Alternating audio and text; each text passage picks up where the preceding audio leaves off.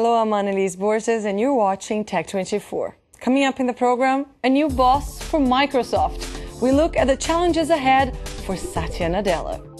And in Test 24, the Lumia 2520, Nokia's first Windows tablet. The world of technology is constantly on the move, but it is rare to see weeks like the last one. An important anniversary for Facebook, a huge deal for Google in Europe, as well as big losses for Twitter in the markets. But perhaps the most important event of the last few days, Microsoft announcing a new CEO. Among 100 candidates, Bill Gates stated there's no better person to lead the company than Satya Nadella. The 46-year-old executive, who counts cricket among his hobbies and quoted Oscar Wilde in his first CEO memo, emerged as the leading internal contender for the job. 46-year-old Satya Nadella has spent almost half his life at Microsoft. What put him on the short list for the top job was his expertise in virtual technology and innovation. The world going forward is more of a software-powered world delivered in devices and services. I think we have the best platform to change the world. Nadella has led Microsoft's recent moves towards cloud computing, a new area for a company that has traditionally focused on software installed on personal computers rather than remote servers. Satya's got the right background to lead the company during this era.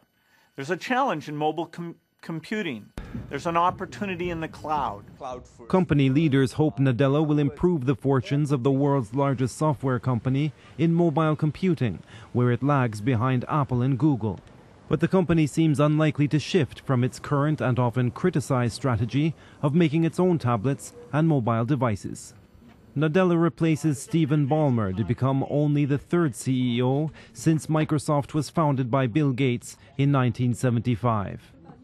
Gates will step down as chairman, but will stay on as a technical advisor.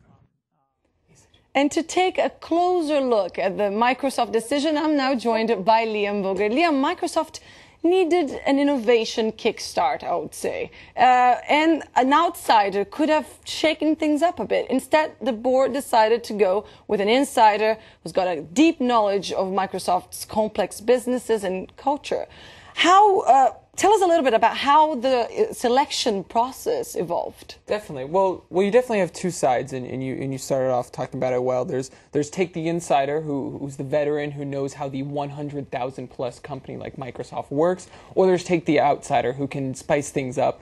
And the reality is that an outsider is more risk, no matter what. There's more chance that it won't fit, that you'll just be back doing the same process. Microsoft spent over a year looking for their CEO, and they went through over 100 candidates. Of qualified candidates, both internal and external. And Satya ended up just being the right fit. 22-year veteran. He's not weighed down by the old brands. He represents some of the newer things. Bing, which, like it or not, is a newer innovation inside of Microsoft, and also the cloud computing side. And really what it came down to is who they thought could manage this transition from a Steve Ballmer phase to the new phase of Microsoft. And we are talking about a $300 billion company with, like you said, 100,000 employees. What would you put first on a to-do list for the new boss? I think the big thing is, and you can see it in Satya's first interviews, Microsoft needs to become cool again. Microsoft used to be a cool company. It's hard to remember, but there was a time where Microsoft was the coolest company. And I think they need to bring back that cool factor, and they've done a lot with it. I think a lot of people were disappointed with how Windows 8 launched, and I think there's still opportunities to come back on that. But the real thing is they need to become a consumer-facing company again and not an enterprise company, which is where they are today. Mr. Bill Gates is taking over a role as part-time technical advisor to the CEO. Will Nadella be comfortable having Gates there standing over him all the time? I think there's certainly an aspect of intimidation, but I don't think it's one that Satya is not familiar with. Like I said, he's been there 22 years, and this isn't going to be the first time that he's worked with Bill Gates. And I think it's going to make a great team. I think for Microsoft making the transition, I think there was a lot of investor hesitation about what the future of Microsoft was. And putting Bill Gates in this more active role, I think represents a great opportunity to show that Microsoft really wants to make the transition from the founding team to a new CEO. Now, last week was also marked by Facebook's 10th anniversary, big losses for Twitter in the markets, and a deal between the EU and Google. That was a big week. It was a very, very exciting week. Yeah,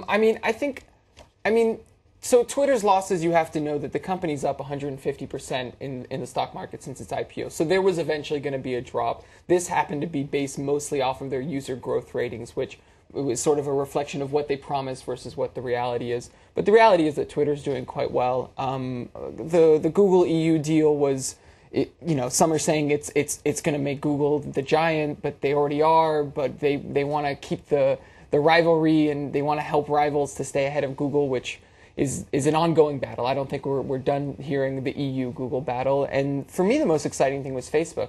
To think that Facebook is only 10 years old is a pretty amazing situation. And me looking back on it, I've been using it for 8 years, and it's amazing to see how big a company can become in 10 years. And it really, when juxtaposed with a company like Microsoft and see how far they've fallen in 10 years, it really tells you how fast technology is moving these days. All right. Well, thanks for that, Liam. Now, last year, Microsoft spent $7.2 billion on Nokia's in the second largest acquisition in its history. Up next, we test the first Windows tablet launched by Nokia. Don't go away.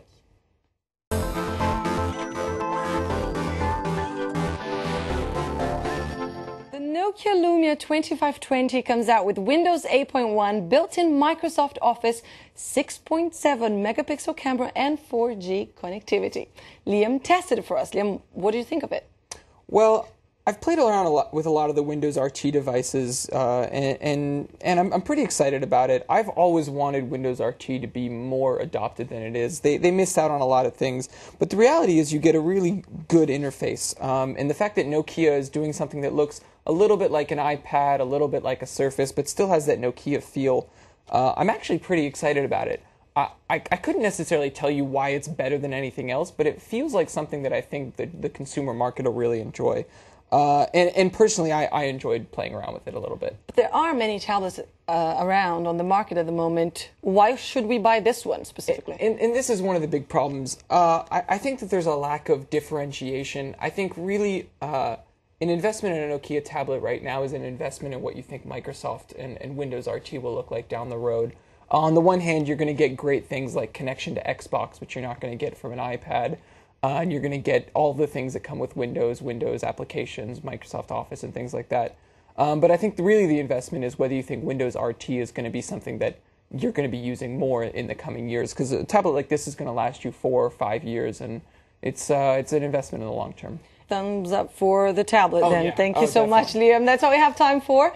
Thanks for tuning in for another edition of Tech24. You can get in touch with us on Facebook or on Twitter. Use the hashtag Tech24. And we leave you today with images of the first real-life bionic man. The Danish amputee you see in those pictures is testing a prosthetic hand that connects to the nerves in his upper arm through electronic sensors. Thanks to that, he's able to feel the movement of his hand. A major breakthrough there. Thanks for watching. Stay with us here on France 24.